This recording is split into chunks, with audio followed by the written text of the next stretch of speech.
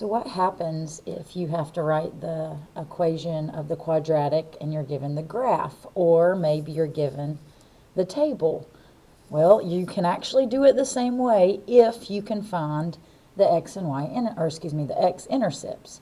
And so if you can find the x-intercepts, you'll just do it the exact same way that we did it in the other video. Okay, so we're going to work through a couple examples where you can find it, and then in kind of, I guess, the days to come, we're going to work some examples where they may not give you the x-intercepts, okay? So if they give you a graph and they ask you to write the equation of the quadratic from it, you have to start by finding its solutions, or in other words, remember that's the same thing as x-intercepts. So I'm going to look at my graph, and then you need to make sure you look at the scale, but if I kind of look at it, it looks like it's going by ones, and so I'm going to find, well, it crosses the x-axis right there, and it crosses right there. So it crosses at -2, and then it crosses at 2, okay?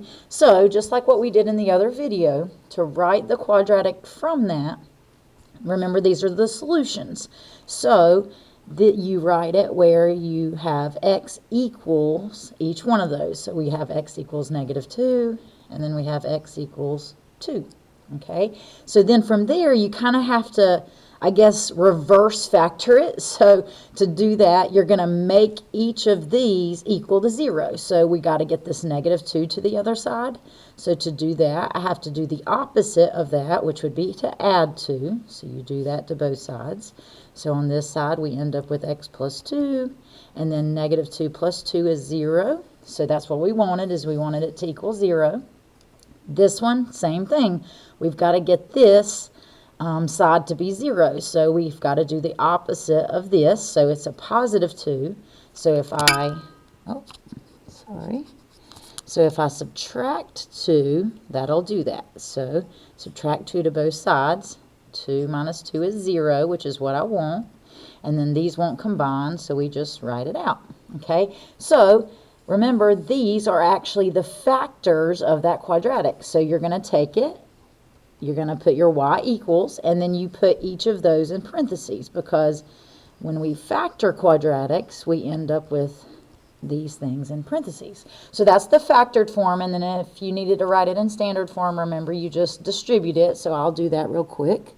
So if I distribute, and I'll just write it to the side over here since I have some room, it'd be x times x, which is x squared, x times -2, -2x, and now we're done with the x, so now we take the 2. So 2 times x, +2x, and then we have 2 times -2, which is -4. Now we have to look, notice you have some like terms, so you want to combine those. So my x squared just comes down. When I take -2x plus 2x, that's actually 0, so that cancels out. So that goes away, and then I'm just left with my -4. So this is the standard form. This is the factored form of that quadratic. Okay, so let's do one more of these, and then we'll talk about how to do it with if you're given a table. Okay, so we've got our quadratic, and then we have, if we can find our x-intercepts, we can do it the same way we did it before. And notice I can kind of see where it crosses the x-axis. It crosses it right there at 0, and then it crosses that at 2. So those would be my solutions to that graph, would be 0 and then 2, okay? So to actually write the equation, we're going to come down here, and you take x equals each one of those. So it'd be x equals 0, and then x equals 2. And then you reverse that process that you did when you solved it. So you've got to get each of these equal to 0. Now notice that one's already there. So that means that this right here is actually the factor, or one of its factors. But this one's not, so I've got to get that to the other side. So I have to do the opposite, which would be to subtract 2.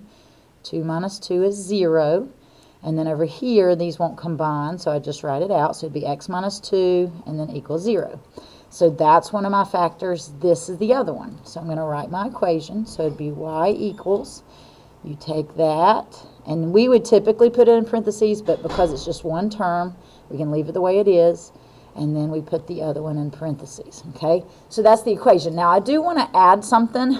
If you notice this kind of opens down. So for the quadratics that open down, remember that number that's up front would actually be negative. And so if you realize that and you wanted to make it a little bit more accurate, you would actually throw a negative in front there, okay? But it just kind of depends, but that would be the factored form of that expression, okay? So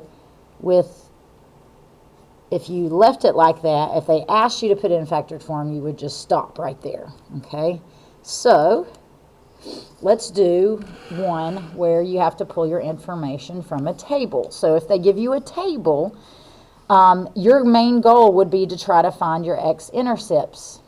So if you try to find your x-intercepts, remember, those are the ones, like if you look up here at the graph, like if you find the coordinate of that, that would be 2, 0. So your x-intercepts are the ones that have a number for the x value, but then have a 0 for the y value. So when you're looking at a table, that's what you're looking for. So if I look right here, this right here has a number for the x value and a 0 for the y. So that would actually be one of my x-intercepts. I know it would cross the x-axis at -7. And then if I go down here, if I look right here, that's another coordinate that has a value for the x value and then has 0 for the y value. So that would actually be my other x-intercept. So I know that this would cross the x-axis at -7 and 5. Okay, so if I do the equation, or to get the equation, you set x equal to each one of them, just like we did in all the other problems. Then you undo that process, so you make it equal 0. So for this one, we'd have to add 7. So -7 plus 7 is 0, and then that would come down. So that's one of the factors. And then this one, we'd have to subtract 5, and then we have 5 minus 5, so that's 0. And then over here, we get x minus 5.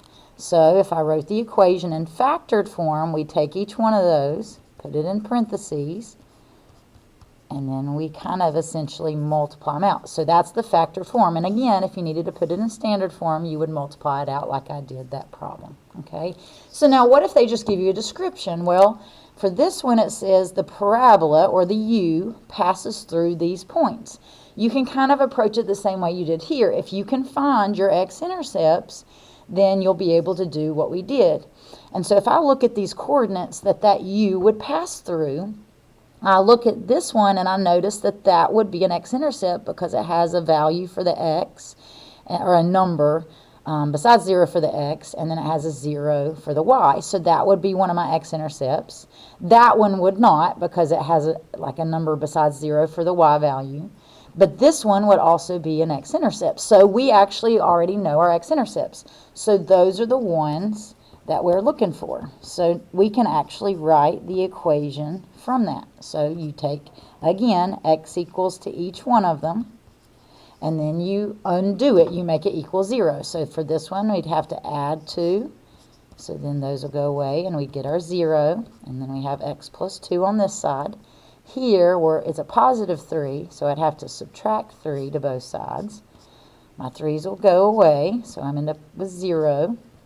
And then I have x minus 3 on that side. So to write the equation in factored form, it would be x plus 2 and 1 parentheses, and then my other factor would be x minus 3 in the other one. So if they wanted you to just leave it in factored form, that would be it. And again, if they needed you to put it in standard form, you would multiply it out.